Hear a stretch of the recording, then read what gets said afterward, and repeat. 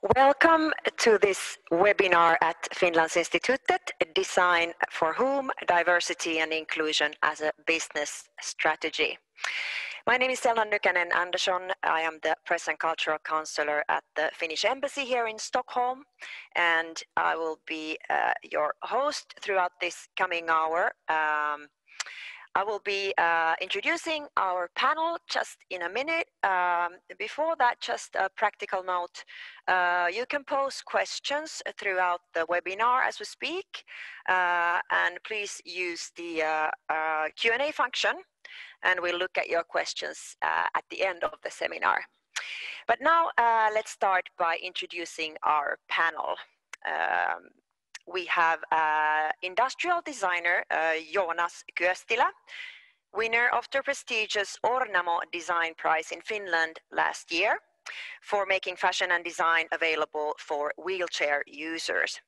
Trained at Aalto University in Helsinki and Parsons School of Design in New York, Joonas worked in the US with FFORA, a lifestyle and fashion brand with the ambition of designing functional and stylish bags, cup holders, bottles, tumblers, and many more accessories that can easily be attached to a wheelchair. And now Joonas runs his own design consultancy in Helsinki.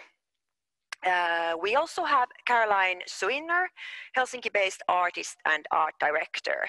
Caroline is the founding member of Ruskeat Tytöt, or Brown Girls, an organization and online media platform dedicated to increasing representation in Finnish and Nordic society, not least in media. Caroline is also involved in Pehmee, or the Soft Collective, with the mission of creating space for representation for marginalized bodies in media, art and fashion. And finally, Britt Monti, range design leader at IKEA. And Britt has led the development of the inclusive design collection OMTÄNKSAM, which means more or less thoughtful in English. And it aims to make everyday life easier for everyone and everybody. Welcome to all of you. I know all of you are very passionate about what you do, so I wanted to begin by asking why it is that you've gone into this field and started working with this specific question. Joonas, we could start with you. What made you start designing products for wheelchair users at FFORA, and what drives you? I think my story on working with people with disabilities starts actually from meeting Lucy Jones.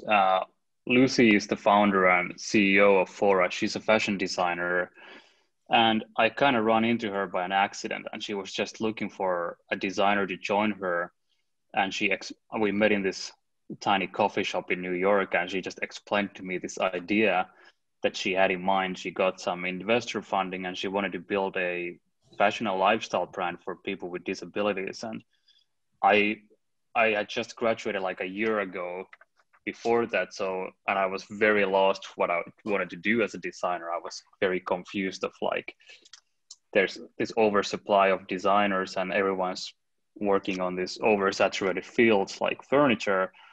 And this idea that Lucy explained to me was just so very exciting. And it was kind of also infuriating to think that it was 2017 back then.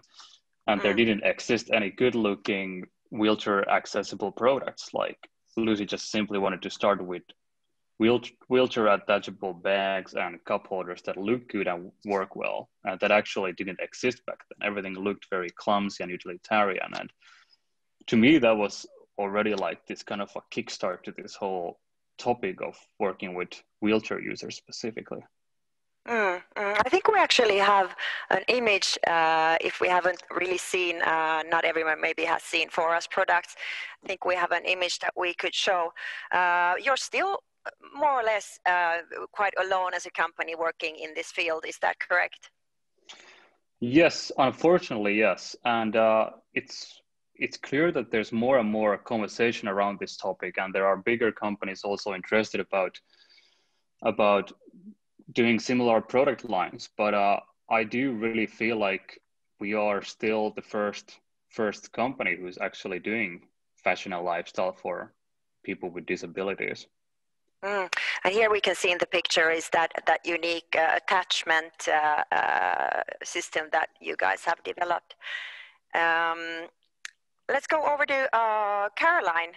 What's your story? How did you end up working with Ruskeat Tytöt, Brown Girls, and the Soft Collective? Hey, thank you. Oh, and first of all, it's so nice to be here. So nice to do this. Thanks for being here. But yeah, so my story is more personal. I come from a place where I was very much locked up in my house and feeling the pressure of being a marginalized myself. So I come from a very personal place why I entered the field I entered. I had done some visual merchandising, and I had done some graphic design work, and I had my own company, and I had had a full-on burnout from that. From that point of view, I entered into this world when Koko Hubara asked me to be part of Ruskeat Tytöt. And I started by exploring the issues of brownness and overall representation through Ruskeat Tytöt. So I was totally, how would I say, gotten from home to enter this world. And because I was asked, it resonated with me. And I really learned a lot from in my first years about how these representation questions are very profound things about just our existence and how to design around that. And yeah, really much the representation has been over all the theme and why I started. And the same thing with Pehmee. Pehmee was born from Ruskeat Tytöt, kind of like as a podcast, and we just wanted a space where we could discuss the questions of being fat and queer and brown at the same time, and what does it mean in this Finnish context. So you've been more or less pioneers in Finland in raising these issues. How, over the years, the few years that you've been doing this now, how has the situation changed, society changed at all, in your opinion? Yeah, well, I think the society has changed. I don't think change is fast enough ever when it is about human rights questions.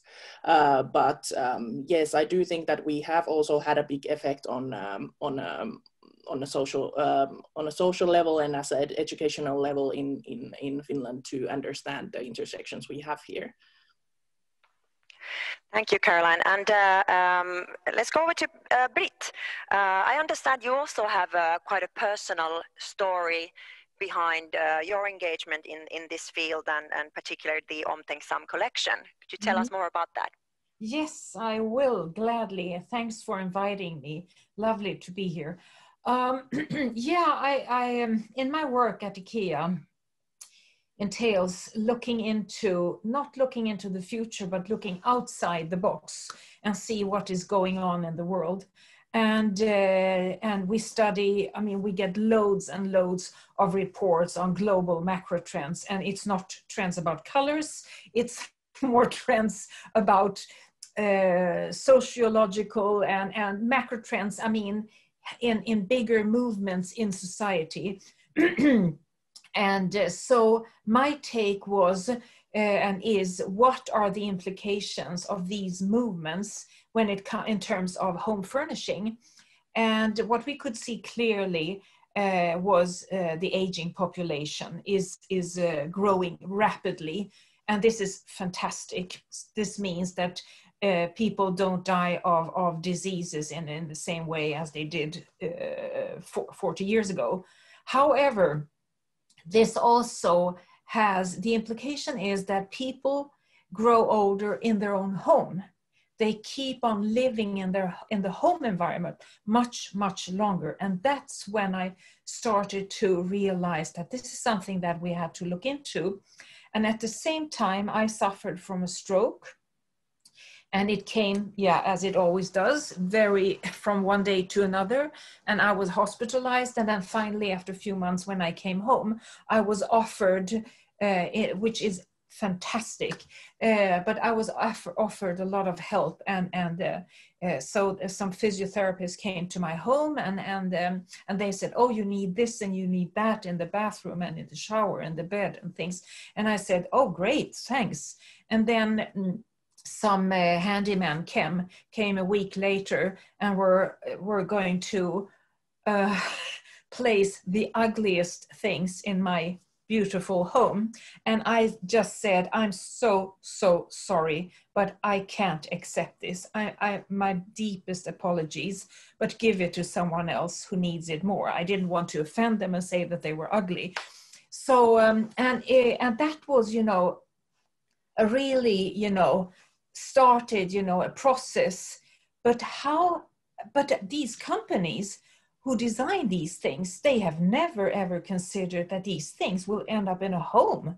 They are designed for hospitals and God knows what, and they are meant to be, well, not used by people, obviously. So that was, it was at the same time as I had all these reports coming in about the aging population. And my mother suffered from a severe Parkinson. So that was also quite obvious that she needed, to have a better bed and an armchair and things like that. So that was the starting point. If IKEA is serious and saying that we are for the many people, because that is our business idea. And then I felt this is something that we have to look into.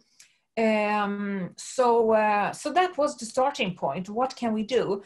And then it evolved into looking into inclusive design or user-centered design, meaning not just focusing on age, focusing on different conditions in life. We are all human beings, and we encounter different challenges in life, and it could be temporary or it could be permanent. Anything from getting pregnant, maybe it's planned, but still you're 20 kilos heavier and suddenly you can't get out of the bed, or you can suffer from a broken, things happen. And different conditions, and that was the take of the whole project. And I think we also have a picture of the OMTÄNKSAM range that we could show the viewers, so that we get a bit more sort of. Britt, could you tell a little bit about the solutions that the kind of solutions that you incorporate into this? Yeah. So this is a good example of usually when you design a chair, you are very much focused on the aesthetics and maybe how comfortable it is to sit in. I was looking into the activity. What causes the most challenges? It's not sitting, it's getting in and out of the chair. That is the challenge. And that was, the starting point and the brief we gave to the designers. How can we facilitate ingress and egress, meaning getting in and out of the chair? How can we, and we know also there are many falling accidents in the home, and the chair is, and the table is also very often that causes a fall, because if you have a problem getting out of the chair, then you will grab the table and push up. So what we did here was actually both making, a chair that is very sturdy, but also a chair that facilitates, you don't have to rise. You can sit in the chair and just swing your feet around, and then you can, because you have the backrest is you can take the backrest and lean towards it, and the table is the same thing. Most tables, they have 4 legs. So what we looked into is, okay, what challenges do we have when we have a table?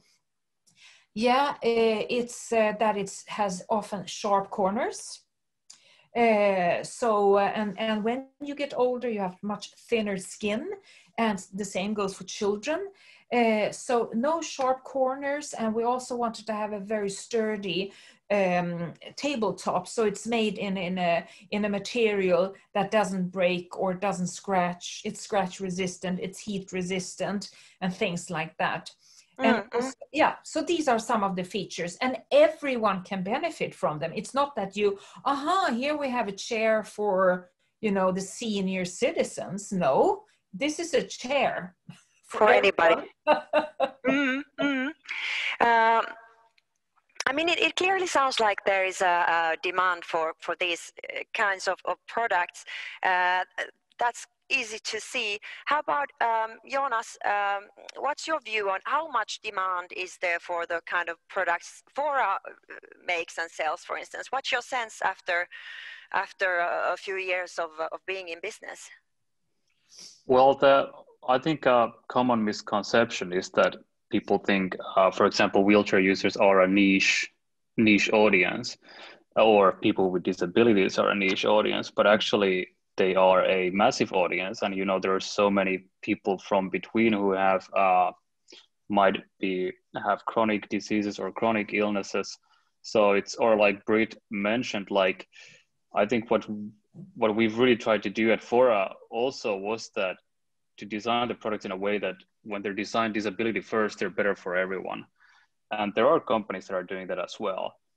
But that's if you look into the numbers of many disability product companies like wheelchair manufacturers and accessibility product manufacturers, they actually are doing very well in sales, and they have very good margins and stuff like that.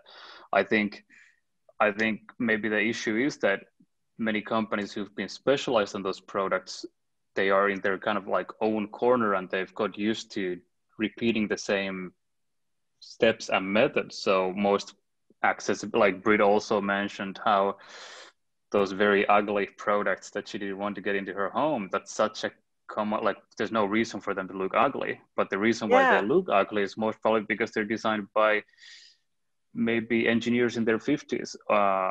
With all respect, like often those products are quite well designed function-wise, but they just look like they're from a hospital. And even in a hospital environment, they look ugly. They're like extra ugly. So there's a question of like, why should the hospital look beautiful?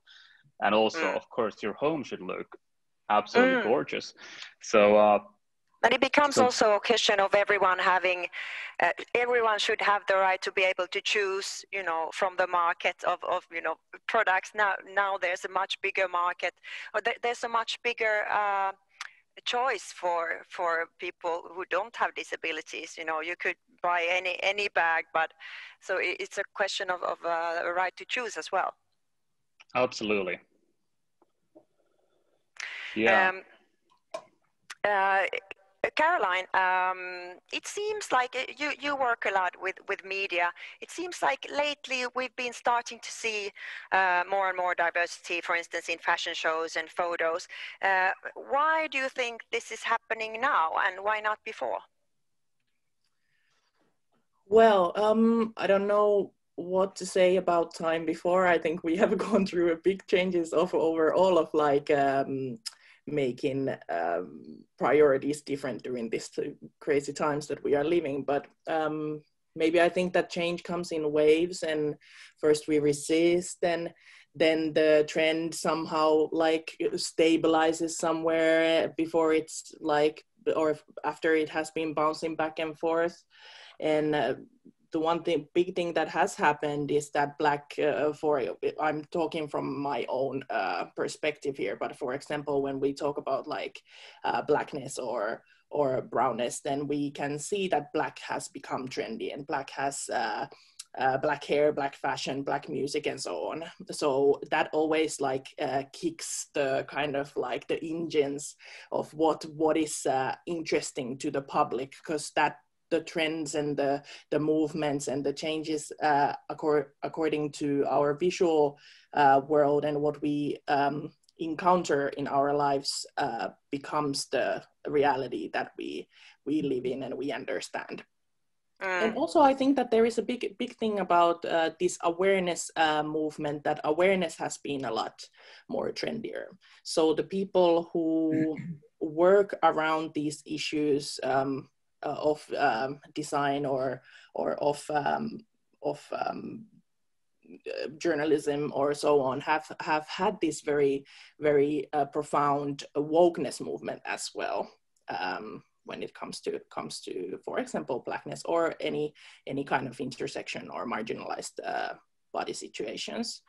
The only question that it wakes up in me is that how throughout and profound these realizations are, and how much we are moving on the trend, and are these actually the changes that we need to see in the future. Is it only a trend, or is this something that is truly a true change that is happening? Yeah, and I think that is our like job as designers, or as political influencers or activists, or just the normal citizens, to keep up on those things, that we understand that these are important things, and society is out of all of us, and so on. So everybody's individual push is needed for these issues to be on the surface also in the future, because we can see that these things have happened. So if we think about, for example, the queer movement and the pride movement, that it didn't break out at once, and we had to really keep on going so that we understand the human rights also to be part of the mainstream. Now, if you're a company and you truly want to be more diverse and offer products for a more diverse and inclusive audience, but you're maybe unsure of what to do, what's a good place to start? Caroline, what would be your advice? How to go about it? Yeah, well, first of all, you have to hire the people who live the life, or who are the target group. So it's very, very. There is also this in this movement, so to say, when I talk about change and when I talk about representation, we can do surface level choices, and one of the surface level choices are those that we just want to do for some audience that we don't really actually know throughout, or we don't have a own experience of.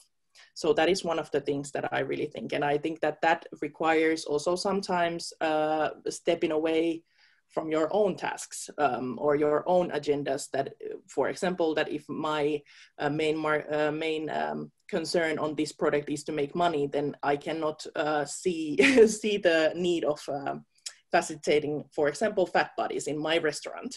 So I really need to make those decisions based on design decisions based on that, what we need for the certain target group to feel good in our space. And also when it's not possible, when you are working solo or you are creating something from your own situations, then there is also consulting purposes. So there is a lot of people who are willing to do the work. And so reach out and speak to people, include them in the process. Exactly.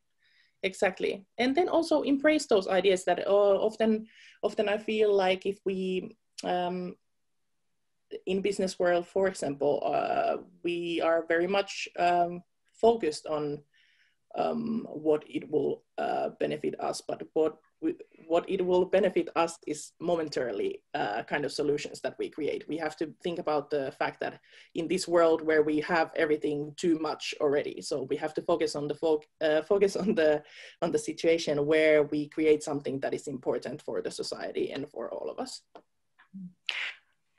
Joonas, what would you say, what would your advice be for a company that wants to start working on this? I mean, I know you worked closely with wheelchair users when you were designing these products, for instance.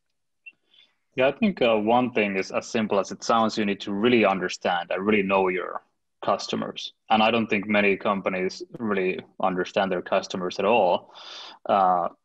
Even companies that are like aiming their products for the mainstream, but specifically, I think like we got very close to the community, and I think it was kind of like at the end when we did our product user tests, it felt like you're just seeing your friends. Like it was just, we had dozens and dozens of wheelchair users from different backgrounds and different countries, and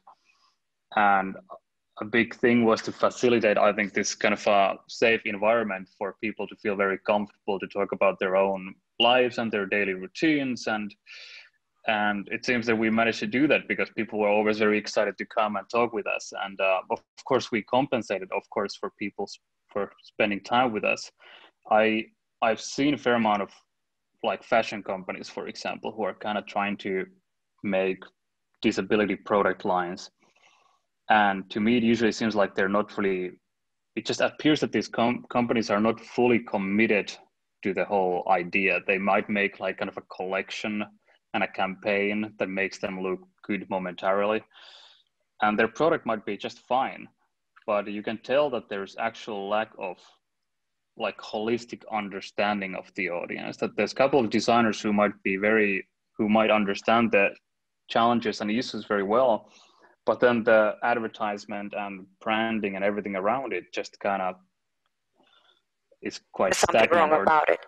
Something's wrong, or something's just really off. Like usually, like when we met wheelchair users, they just loved ranting about horrible brand attempts to speak to them, and it was quite funny. So we were very. I won't mention any names here, not to not to shame anybody, but right. I mean, what do you think is the key to have real commitment and to be close to the community that you're trying to reach? Absolutely, being just really close to the community, and I think it's one thing is maybe that it's a different kind of audience to reach. That when you're just designing just any jeans for any brand, they're just jeans. But when you're designing jeans for wheelchair users, I feel like there's much more. There's also the whole cultural aspect of like what do jeans mean to wheelchair users, and as obvious as it might sound, you need to really like explore also the opportunities out there when you start advertising that you're the first company that made, I'm just making this up, but if there would be a company who made it is like a free idea to any big fashion company to make jeans for wheelchair users that sit comfortably and they're like good to sit. Like most clothing isn't just designed for sitting for a long time. So that's a thing of like, how would you advertise that and how would you communicate that to the customers? That's also, I think we learned very early on, was that wheelchair users are an audience that can be quite challenging to reach with traditional methods of just aggressive Instagram ads and stuff like that. You need to really find specific influencers and people and companies and publications that really help to spread the word. Britt, is that also how you worked at IKEA? Did you work together with the users of these products, or how do you see this question? Yeah, I mean, my fellow web colleagues have already said so many good things, and yeah, the same for us. I mean, we realized it was quite obvious that you need to include, if we're going to work with inclusive design, then you have to walk the talk. I mean, you can't just say, you have to do it for real. And that means that you have to include people with different abilities. And I try to not use the word disabilities because it has sometimes it has a negative connotation that they are not capable. I would say they are very, very, very capable in they have to develop skills that we don't have. And so in the team, we had several people with different abilities. And also in the whole process, to use people with different abilities in the process. So we made a lot of prototyping, and then we had test groups of people from all kinds of places and shapes and forms and ages and conditions, and giving us very, very concrete feedback on. I mean, we had, for instance, 6 different prototypes on a glass, and we were quite sure which one we were going to develop, and we were dead wrong. So they showed us the way by just, showing how you grip the glass and how you can take it up to your mouth and how you fill up the glass with water and things like that. So it has been super important. And we have also worked together with different institutions, and I've worked a lot with Alzheimer institutions, because I mean, this is the extreme of aging, but this still, you can learn a lot because they have so much knowledge about the process of dementia, and we all suffer from some kind of dementia, I mean forgetfulness, and then you can learn a lot from those institutions about colors and shapes and forms. So that has been actually crucial for us, but also that we need to take a stand internally among our co-workers and things like that, which we have, so to speak. So yeah, it has been a really, really interesting journey.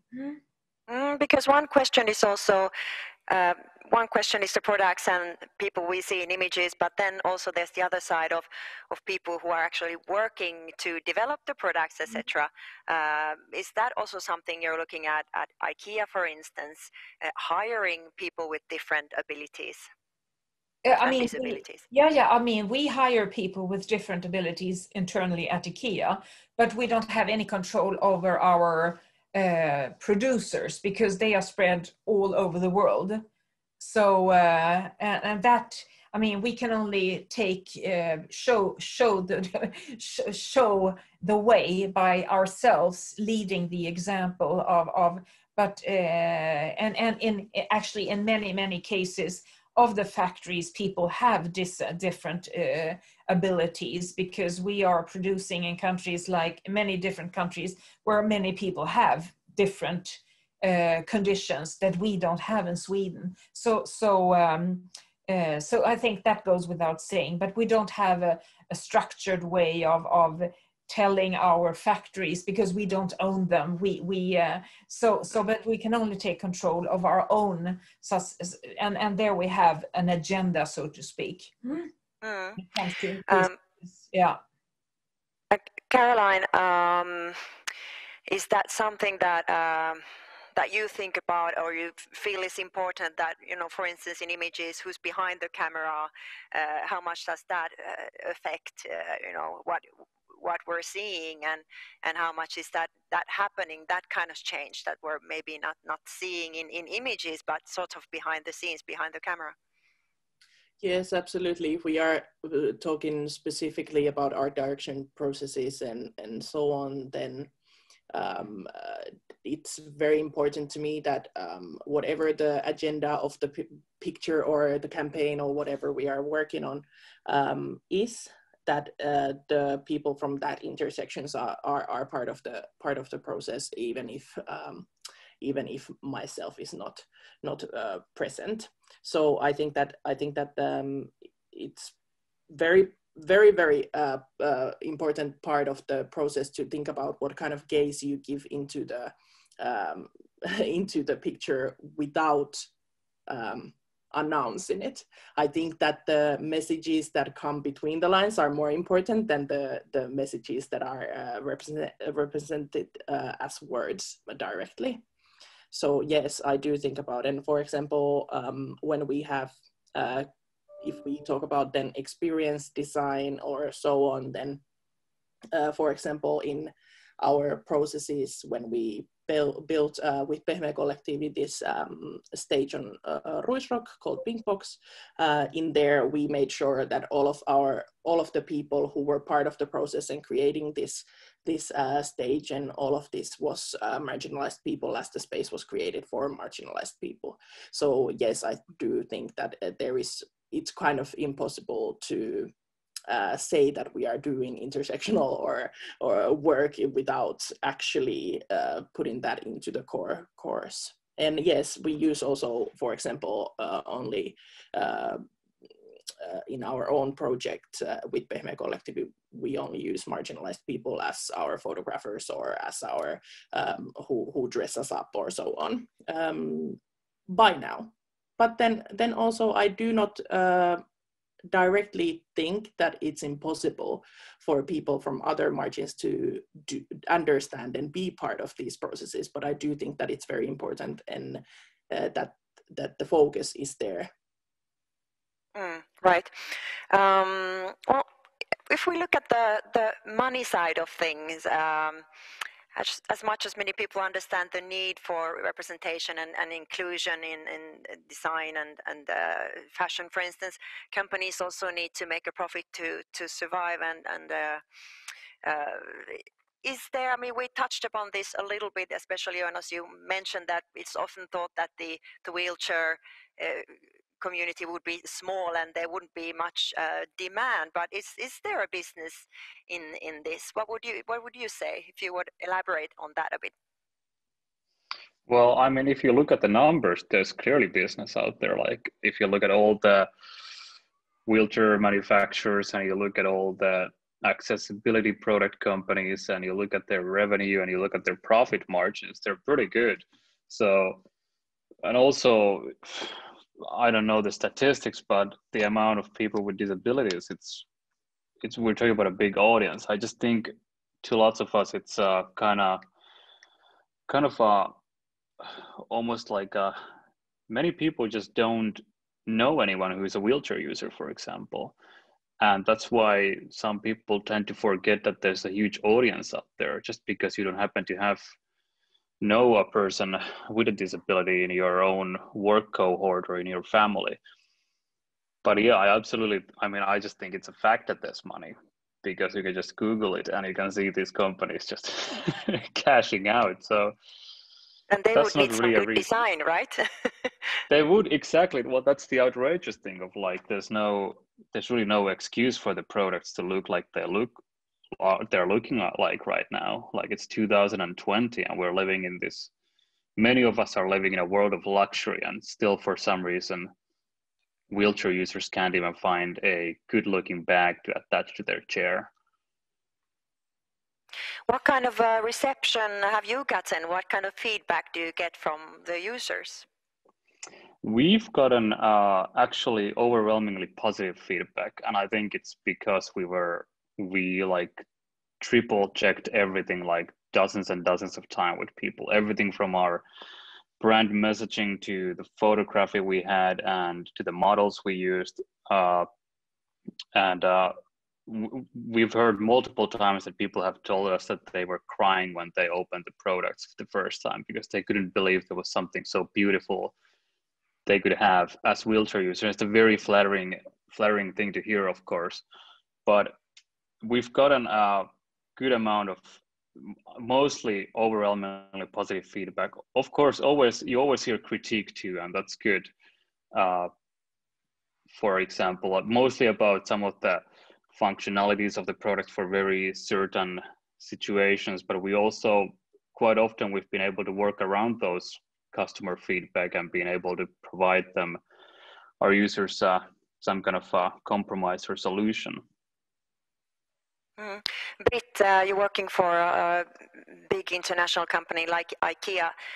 How would you comment this question on if there's a business in this field? Absolutely. Can you make money also?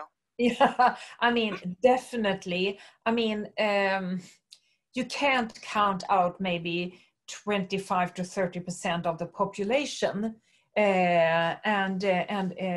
or even more when it comes to temporary conditions where you need anything from a wheelchair to a more comfortable armchair or so.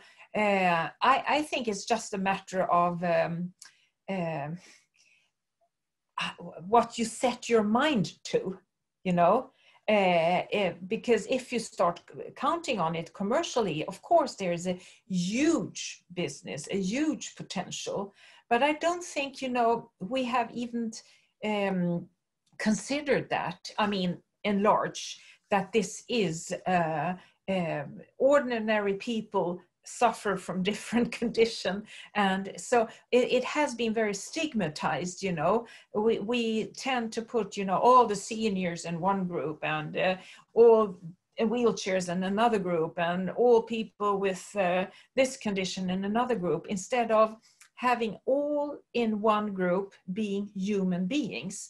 And human beings suffer from different conditions throughout life. That is being a person. So I think it's more, you know, a matter of a state of mind, how you approach this, and what expectations you have of being people. I mean, and this goes also for different aspects of I mean, as Caroline is working and pointing out how we divide people into different groups and things like that. So I think it's a question of just awareness.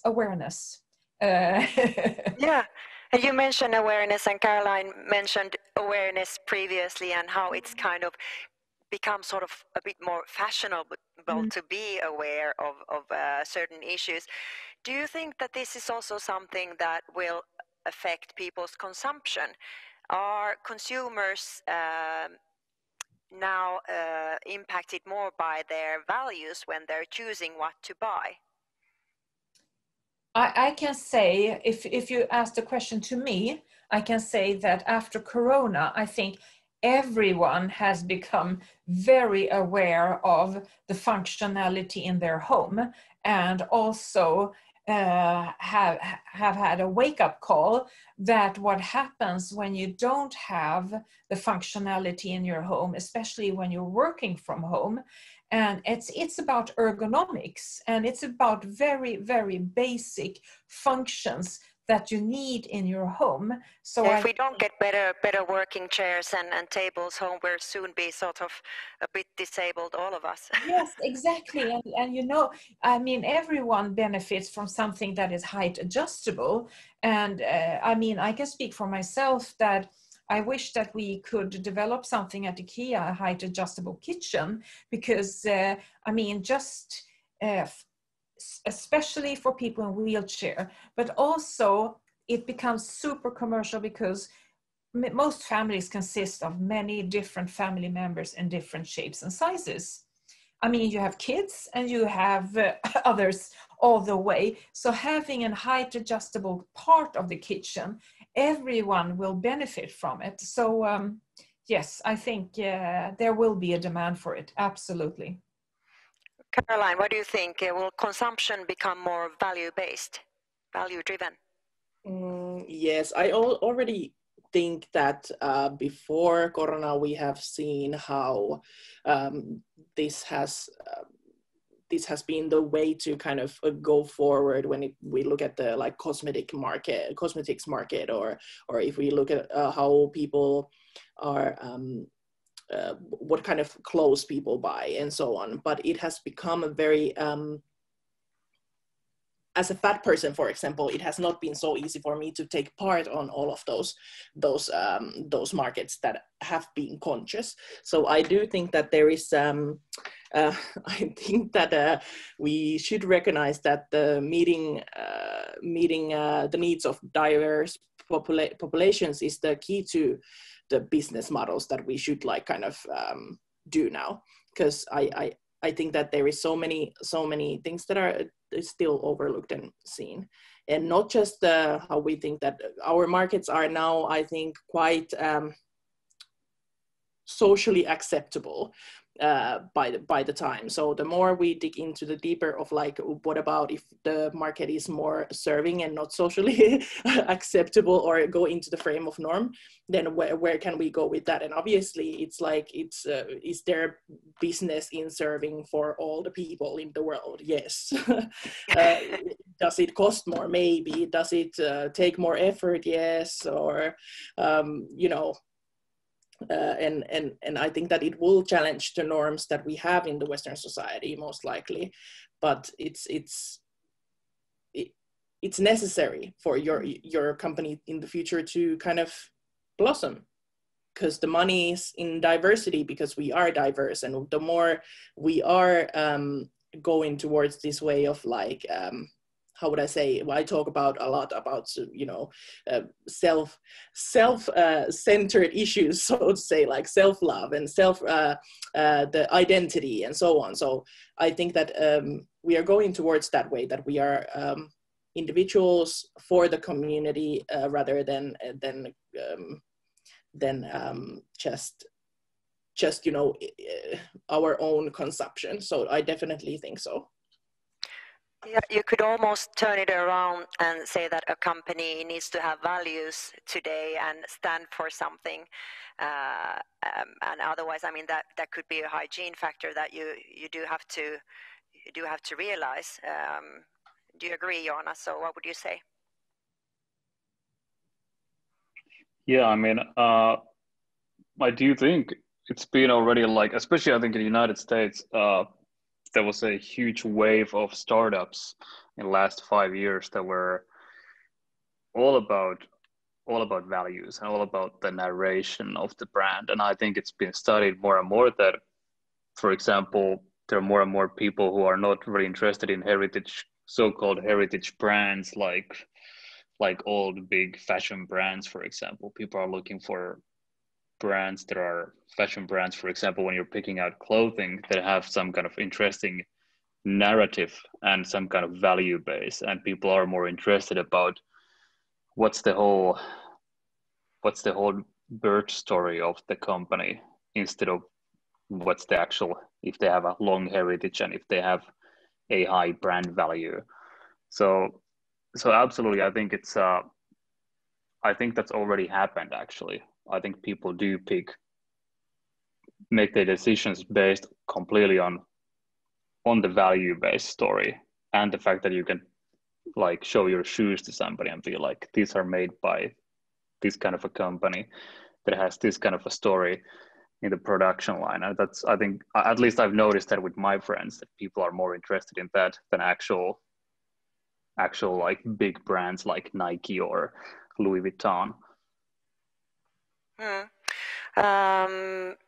Just a note to our audience, please do keep sending your questions, and you can write them in the Q&A box. Gonna check with my colleague Karin here. Do we have any questions at the moment? We'll get to that a little bit later.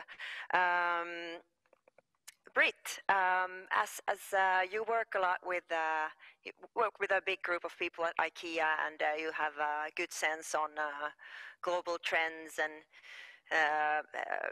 forecasts. How do you see the future developing when it comes to inclusive design and diversity? Will designers in the future design more for these smaller, diverse groups, or how would you like this to develop? I would say yes, absolutely, because it's a must. Because customer or consumers, they get more and more aware of their rights, and that they actually are, we have to count on them, that they are also consumers. And definitely, I think, I hope it's not just a fashion trend that suddenly, you know, aging people are in advertising and things like that. But I think there's an awareness, and we talk about it, and I have been to so many different conferences on the topic of aging and inclusive design, and I can definitely say it's on the agenda in many different companies. I mean, I listened to Gillette, one of these huge companies doing what do you call it? Yeah, shaving. Razors or razors. And they had this fantastic case. And that was quite unexpected, I have to say. I mean, this is like a Gillette Swiss, you know, multi-global company. And they had actually designed something for people who have caretakers, because it's so hard to shave someone else, because usually they are only made so you can shave yourself, but it's really hard to shave someone else, because then, you know, accidents happen, and many people go on medication, so they start bleeding and it never stops. And this was just amazing to listen to this case, you know, from a quite unexpected company. So I can definitely say it's happening, not fast, but it's happening. And I hope we as a company also can inspire others to go this path. And that's why we are very generous with accepting, to give speeches and be also very transparent on the process, and also that we haven't. Why didn't we do it earlier? Well, that's a good question, but I think partly because this was about timing, and we have been focusing so much on families with children, and now it was about time to, all these families, they have grown up. IKEA is 75 years old, and all these, people have grown older. So I think it's about timing, actually. And how has the OMTÄNKSAM range been received? What kind of feedback are you getting? Very positive. We only have one drawback, and that was that it was launched right when Corona just exploded. So we were supposed to have a huge global launch in May last year. And 90% of all the stores closed down. So we didn't manage to make this huge launch physically, and it's hard to make it digitally, especially when you want to reach people who maybe have problems visiting a physical store and things like that. But it has been available, but many of the production facilities also closed down due to COVID. So but it has been very, very well received, and so many countries have really taken a lot of inspiration in that, and made some changes in the stores and the layout and things like that. So I think you take small steps, and I'm looking. I think it's positive, very positive. Caroline, if we look at the future, how do you see the future developing in this sense, and what would your dream scenario be? It made me laugh because my dream scenario is still far away, but I totally do think that I think that Britt said very well that we are taking small steps, and I think that even though I was mentioning about all these trends and things moving forward, and drawing back like a wave and coming back again to the front, I do still think that they are movement towards forward, and I do think that we will be more focused on what we produce, and what we want to kind of establish as we have mentioned all of these changes that have been happening in the world, and what it has affected on the consumers kind of values and what they want to get. So totally, I do think so. Joonas, what would you say? How does the future look like, and how would you like it to look like?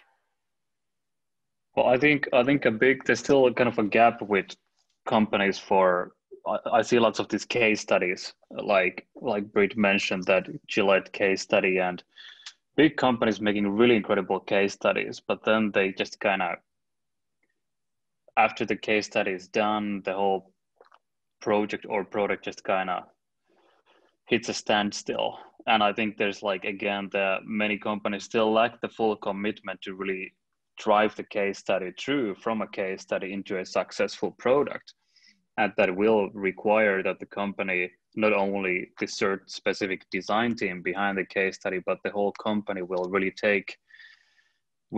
commit to understanding the audience and really making that product a successful product for their portfolio.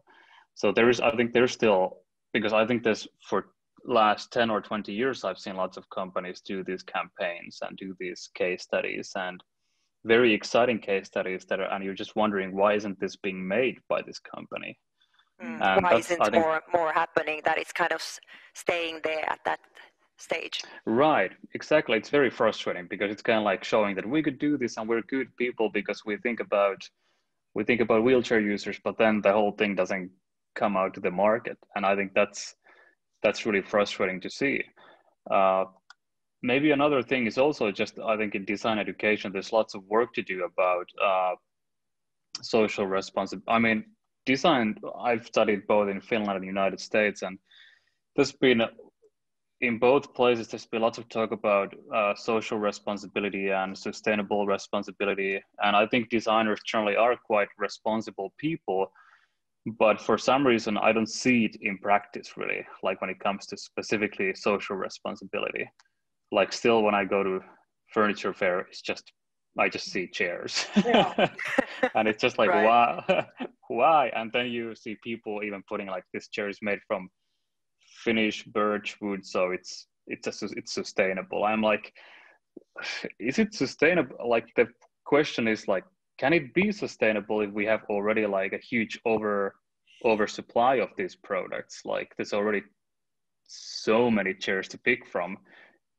As of the lot, like by like, and kind of like by a starting point, is it even sustainable to make something that there's already such an oversupply of? So I don't think there's nothing wrong. It's okay to make furniture, but what kind of makes me tired is just seeing these like lazy sustainable stories or responsibility stories just slammed on products that are just... Yeah, when we have niches that would need products and don't have a lot to choose from. I think Exactly. my colleague Karin has a question here. Yes, so we have one question here, and it goes like this. What can regular consumers do to help speed up the change towards a more inclusive design? Who wants to take up that question? I can jump on that real quick. Even this is not my field, but I deal with a lot with this question of like, what can I do?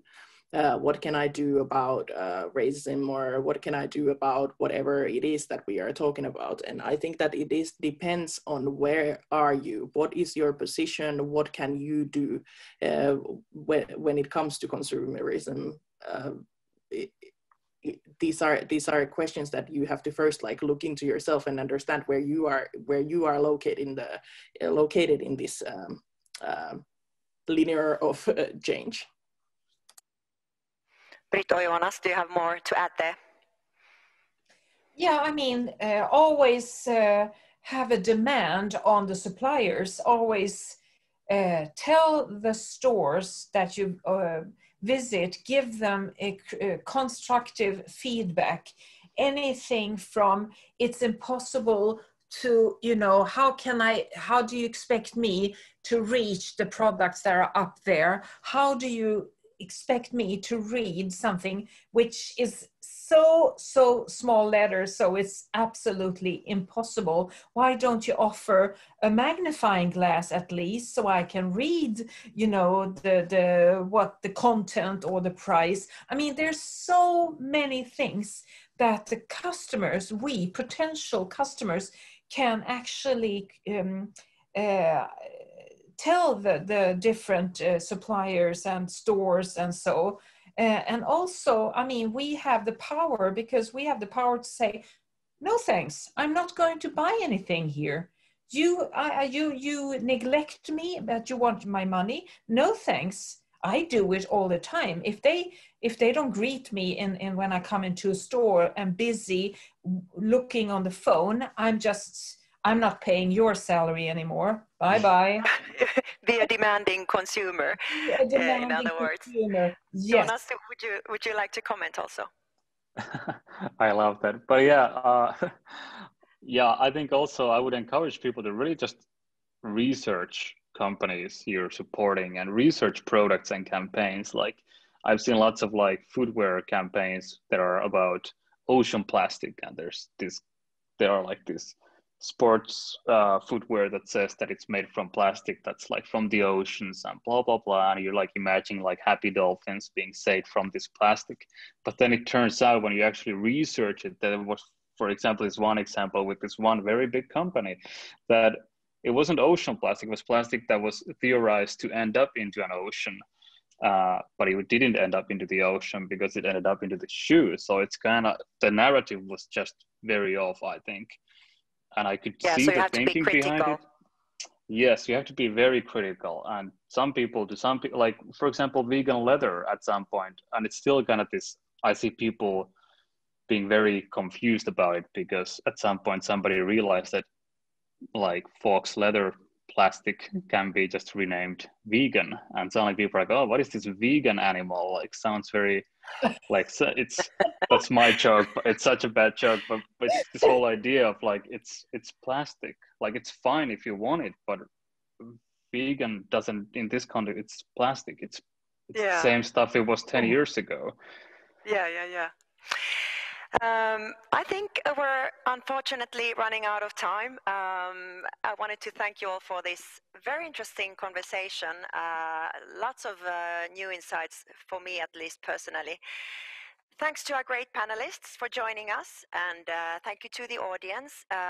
We have to wrap up now, but please do keep thinking about these questions and follow Finlands Institutet for more interesting seminars. Thanks for today, and bye.